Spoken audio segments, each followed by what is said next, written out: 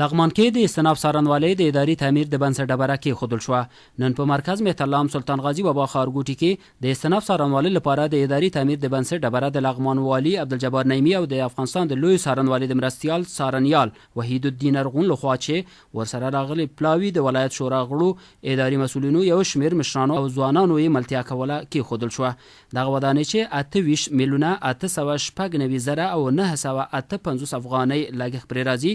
په 2500 متر مربع ځمکه کې به په 2 پوړونو کې په اساسي ډول او عصري سیستم سره جوړ او ټولې اړتیاوې خونې د اوبو څاه 10 اداري اتاقه او یو د غونډو تالار به ولري او ساختماني کارونه به د یو کال په اوږدو کې بشپړ او رسما به د ګټې اخیستنې جوګه شي. د بنسټ ډبرې له کېښودلو وړاندې لغمان والي عبدالجبار نعیمي د افغانستان د لوی څارنوالۍ د اداري مرستیال څارنیال وحید الدین ارغون سره د خپل کار په دفتر کې د ناستې پر مهال نوموړي ته ډاډ ورکړ چې ولایتي اداره به په ټول قوت سره په دغه ولایت کې د قانون د تحکیم او عدالت د تامین په برخو کې د عدلي او قضایي ارګانونو سره بشپړه همکاري کوي. لغمان والي د ښاغلي وحید الدین ارغون سره خبرو کې د لغمان مخ پر وده انکشاف ته په اشاره وویل. لغمان کې خوشبختانه په هر اړخیز ډول ټولو برخو کې مثبت کارونه روان دي. انکشافي چارو د مرکز او ولسوالیو په سطحه پراختیا موندلې او ګڼې لویې وړې ټولګټې پروژې تر کال لاندې دي، خو لا هم ځینو برخو کې د دولتي مځکو غصب د دې لامل شوی چې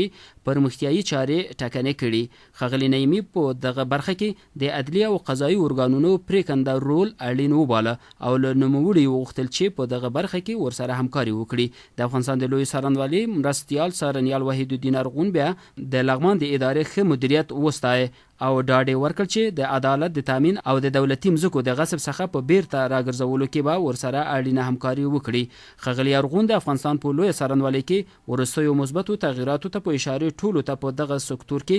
د اړینو اصلاحاتو د راوستو خبر ورکړ او یاد کړه چې ژر به لا زیات د عدلي او قضایي ارګانونو په چوکاټ کې وړتیا او اهلیت ته په کتو اړین اصلاحات رامنځته او د عدالت د تامین او د قانون په ټینګښت کې مؤثر ګامونه پورته کړي.